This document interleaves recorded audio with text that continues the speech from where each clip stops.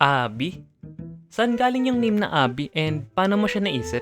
Hala, magkakaalaman na! Charis. Yung Abby animated, yung Abby naggaling siya sa aking full name. Kayo na mag-isip kung nanggaling ba siya sa surname ko o sa first name ko. Basta nanggaling siya sa full name ko. Then yung yung animated naman, actually nahirapan nga ako sa pag-isip nun kung anong second name yung isasalpak. Isasalpak.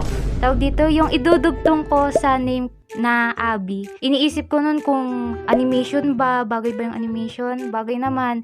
Pero parang kasi, yung parang masyado na siyang gamit, yung ganun. Inisip ko rin kung tunes, kung bagay ba yung tunes, kung art ba, ano bang babagay sa name na Abby, ganon. So, ang ginawa ko, nag-search ako nandito sa YouTube. Tumingin ako ng mga name ng mga art channel dito. Naghahanap ako ng ideya, ayun. Hanggang sa one day, isang araw, nakita ko yung YouTube channel ni Kelsey Animated. Siya, YouTube animator din siya sa ibang bansa. Then, ayun, nung nakita ko yung name niya, parang napaisip ako nun na parang wala pang Pinoy animator na may animated sa pangalan nila. So, naisip ko, wow, unique! Unique! Kaya ayun, napagdesisyonan ko na gawing Abby Animated yung pangalan ko dito. Bali, inspired po siya sa name ni Kelsey Animated. Okay. Kay Kelsey Animated pala galing yung animated. Abby Animated. Okay, next question. Nakakapagod mag-animate no? Ay nako, sinabi mo pa. Ay, joke lang. Nakakapagod. Pero at the same time, masaya naman. Napaka-fulfilling and napaka-satisfying. Especially kapag nakakatapos ka ng isang video. Oo nga Ako, pag nag-animate ako, patigil-tigil, tas maglalaro-laro. Ikaw ba? Continuous ka ba mag-animate or like may madalas ka pa gawin habang nagpapahinga sa pag-animate? Ako kasi ngayon, estudyante pa kasi ako ngayon kaya hindi ako continuous mag-animate. So, bukod sa pag-animate, meron pa akong mga bagay na inaasikaso like mga schoolworks, ganyan, gawaing bahay, you know what I'm saying? Ayan, mga ganyang bagay. Kaya hindi ako masyadong nakakapag-focus sa animate. Pero, tinatry ko pa rin yung best ko para kahit papano masingit ko yung pagdodrawing sa araw ko. At saka bukod dun, meron pa kasi ako mga libangan aside from pag-animate. So, binabalance ko yung mga bagay-bagay. Hindi ko lang tinutuon yung oras ko sa pag-animate. You know, para hindi ako ma-burnout, hindi ako ma-stress. You know what I'm saying? Ganon. Okay, so saan mo naman po nakukuha or naiisip yung mga story ideas mo? So, yung mga stories na kinikwento ko, hango talaga siya sa mga real life experiences ko. And then, nilalagyan ko na lang siya ng mga sideline ng mga side jokes para maging entertaining kahit papano. Na-entertain ba kayo sa mga video ko? Bali kapag may bigla akong naaalala ng mga funny experiences sa buhay ko, ayun, kinikwento ko siya sa inyo kasi, sharing is fun. Sharing is fun, sharing is caring. Paano mo naman po pinipili yung mga collabs mo? Like, di ba may story idea ka? Ay, wait, ano ba yung una mo? Story idea ba muna or yung person na i-collab mo? Ako yung inuuna ko talaga yung story idea ko. Bali, gagawa muna ako ng script. Ayan, sulat-sulat, ideas, inulit. And then, sa script ko na yon, may mga characters na doon, mga dialogues. And then, pag tapos ko ng sulatin yung script, doon ako mag-iisip kung sino ba yung pwede kong i-collab para mag-voice sa mga dialogues. Ayun po. Okay. Sa mga nakakolab mo, alin din yung favorite mo? Hala! Ang hirap mamili. Lahat sila favorite ko. Lahat pala, okay. What if sa mga nagpa-collab naman sa'yo? Same answer lang din. Lahat sila favorite ko. Hirap mamili. Next question. Meron ka bang animation na in-upload na pinaka nag-enjoy ka gawin? Wala, ang hirap mamili. Sige, lahat na lang. Lahat sila na-enjoy kong gawin. Oo.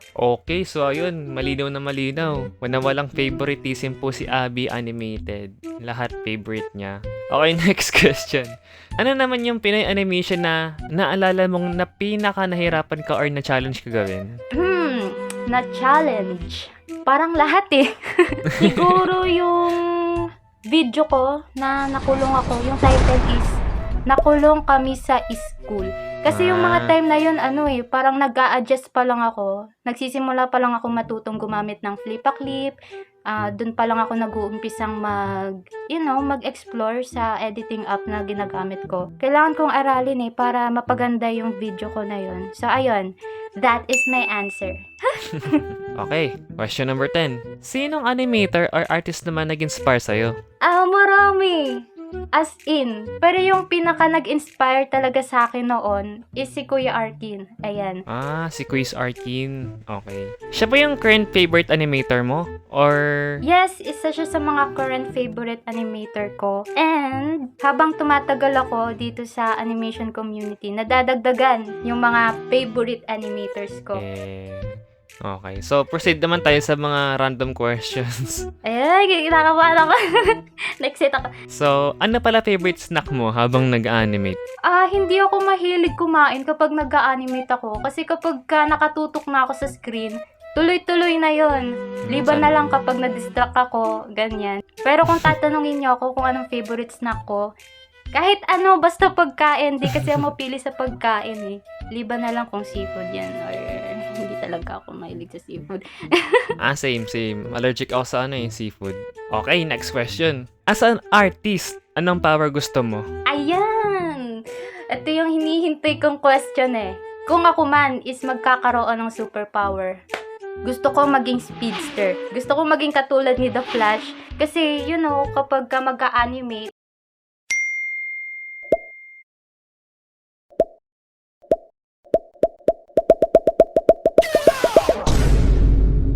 Eto, pili ka. 1 million views or 500,000 subscribers? 500,000 subscribers, syempre. Kasi yung 1 million views, pwede mo naman yan makuha kahit na below 500,000 subscribers ka. Galing. Parang matagal mo na naisip yun Napansin ko, lagi ka napapakanta sa collabs and videos mo. Ano current favorite song na lagi mo kinakanta ngayon? Paiba-iba Mahilig kasi ako kumanta. Dito lang sa bahay Di ako makanta sa labas ng bahay. Mahilig ako sa mga retro songs, sa mga old songs. Ayan. May gusto ka ba i-share sa mga viewers mo ngayon? Like, plans na pwede nilang abangan? Marami akong plano na gusto kong gawin sa animation channel ko. Like, gusto kong gawing series yung kwento na ginawa ko dati nung senior high ako. Yums kasi ako dati. Yums. Yung strand na kinuha ko dati. Bali kapag Yums ka kasi, more on writing. May mga stories akong nasulat dati. So, parang gusto kong gawan siya ng animated video. Pero di ko sure kung magagawa ko siya. Pero malay nyo, di ba, in the future. Kayang-kaya yan. Bale, ayun lang muna.